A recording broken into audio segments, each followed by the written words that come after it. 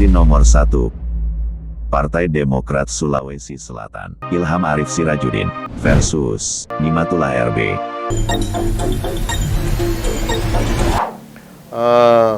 Pola rekrutmen juga disampaikan bagaimana pendekatan.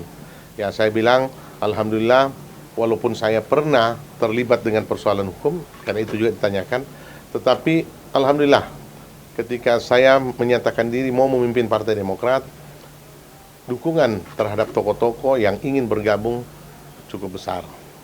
Dan ini menjadi peluang. Oleh karena itu, mudah-mudahan kepercayaan diberikan kepada saya, tokoh-tokoh ini akan menjadi bagian perjuangan kita menghadapi pemilu 2024 yang akan datang. Mempersiapkan pemilu 2024, ya, bagaimana menyediakan dana saksi, kami akan bersama-sama, ya, yang pasti kami akan menyediakan dan tidak akan mengganggu Dewan Pimpinan Pusat mengurusi kami dan tidak akan membangun caleg.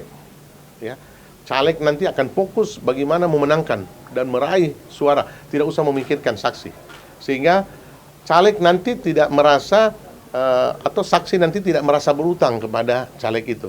Kita mau betul-betul saksi yang punya tanggung jawab terhadap perolehan suara Partai Demokratnya, bukan pada pendekatan orang. Kalau yang dulu-dulu mungkin bisa jadi ada pendekatan khusus orang itu, sehingga yang dia kawal cuman orang tertentu. Nah, ke depan kita tidak lakukan itu lagi, kita harus betul-betul mempersiapkan sehingga dana itu akan kita ajak beberapa orang-orang yang memiliki komitmen membantu kami ke depan. Saya juga tidak tahu, apa karena paparan saya cukup menarik, sehingga tetap dibiarkan menyelesaikan visi misi saya yang berjumlah 28 halaman.